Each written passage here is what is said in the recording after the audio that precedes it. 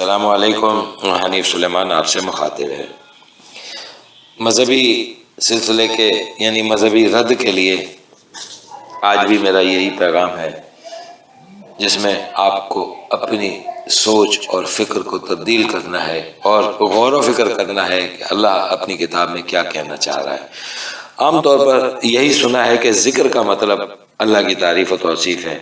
اللہ اپنے نام کا ذکر کرنے والوں کو پسند کرتا ہے، ان کی سنتا بھی ہے اور مانتا بھی ہے،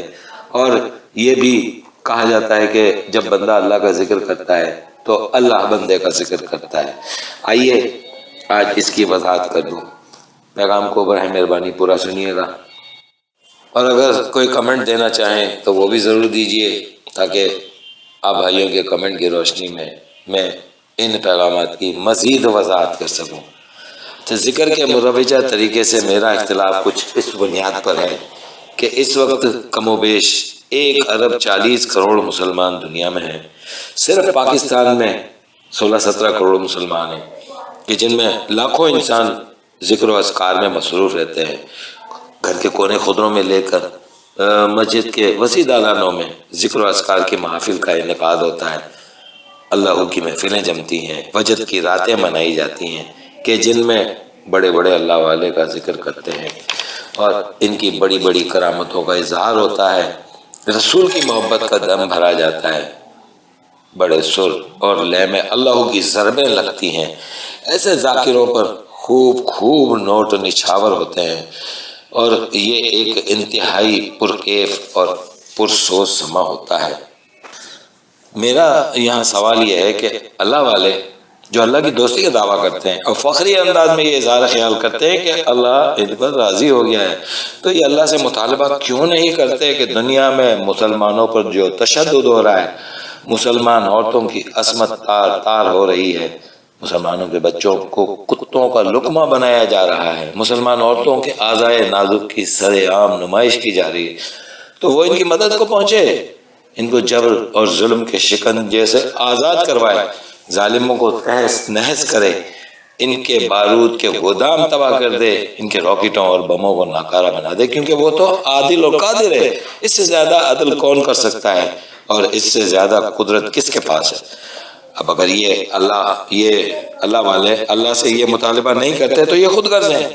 کہ ان کی اللہ سے دوستی صرف اپنی ذات تک ہے، کہ وہ انہیں بخش دے، یا زیادہ سے زیادہ ان کو جو ان کے ہاتھ پر بیعت کرتے ہیں، یا پھر اللہ ان کی سنتا ہی نہیں۔ یہ بہتیرا کہتے ہیں کہ یا اللہ امریکہ کو تباہ کر دے، بھارت کو تباہ کر دے،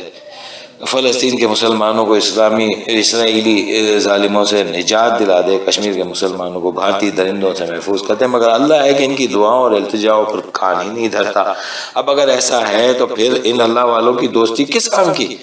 کہ جس میں نہ بنی نوع انسان کا فائدہ ہے اور نہ انسانیت کی کوئی فلاح و بہبود ہے۔ یقیناً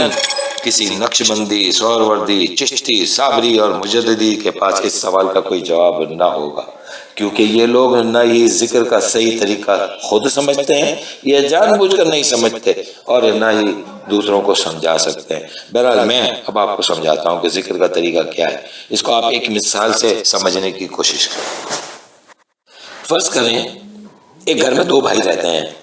اللہ کے ذکر کے بارے میں ایک بھائی کے وہی نظریات ہیں جو میں نے ابھی بیان کیے ہیں، مگر دوسرا بھائی ذکر کا یہ طریقہ اپناتا ہے کہ جس گھر کے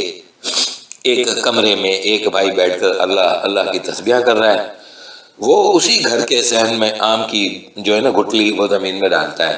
پھر ہر صبح اس کو پانی دیتا ہے، چند دنوں میں گٹلی سے ایک پودا نکلتا ہے، وہ دیکھ کر خوش ہوتا ہے اور بے ساختہ کہہ اٹھتا ہے کہ سبحان اللہ۔ اب وہ اس پودے کے گرد باڑ لگا دیتا ہے کہ یہ حادثات زمانہ سے محفوظ رہے، اس کی نشو و نما کے لیے مختلف طریقے اپناتا ہے، وہ ہر روز اس پودے میں ایک تبدیلی دیکھتا ہے، اللہ کی قدرت پر اس کا ایمان بڑھ جاتا ہے، اور جوں پودے کو وہ بڑھتا ہوا دیکھتا ہے،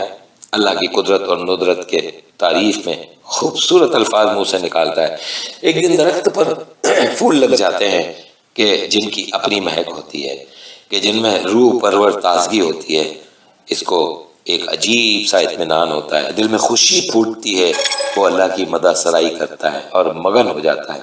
اور پھر ایک دن اس درخت پر چھوٹے چھوٹے سے آم دکھائی دیتے ہیں، وہ فرد اور مسرت سے دوستوں کو دکھاتا ہے کہ آؤ ادھر آؤ، اللہ کی رحمت دیکھو، سب خوش ہو جاتے ہیں، اللہ کی تعریف و توصیف کرتے ہیں، پھر کچھ ہی دنوں میں وہ عام رنگ پکڑتے ہیں اور اللہ کی صنعائی کا زندہ ثبوت نظر آنے لگتا ہے۔ دیکھتے ہی دیکھتے آم پک کر میٹھے ہو جاتے ہیں اور آم کھاتے ہی وہ سجدے میں گر جاتا ہے اور سبحان اللہ کا ورد شروع کر دیتا ہے،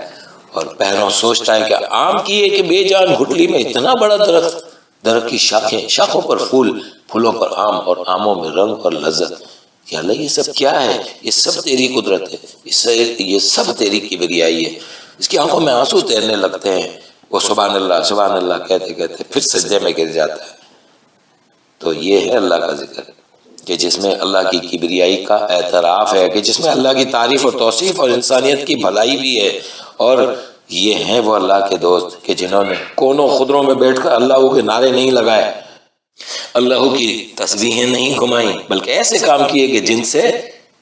ان کا بھلا بھی ہوا ہے اور انسانیت کی بھی بھلائی، کہ جس سے اللہ کی قدرت کے مظاہر بھی منکشف ہوئے ہیں اور کائنات کے مخفی خزانوں کا علم بھی نکھر کر سامنے آیا ہے۔ اور یہی ہے وہ ذکر کہ جو اللہ کو پسند ہے، نہ کہ وہ ذکر جو گھر کے کونوں خدروں میں کیا جائے، یا وہ ذکر جو مسجدوں میں حق کے نعروں کی گونج میں دب کر رہ جائے۔ یہ حقیقت ہے کہ اگر مسلمانوں نے ایسا ہی ذکر کیا ہوتا تو آج ان کے ملکوں میں خوشحالی اور شادمانی ہوتی، رزق کی فراوانی ہوتی، چہروں پر خوشیوں کی روانی ہوتی، یہ ارتقا کی بلندیوں کو چھو رہے ہوتے،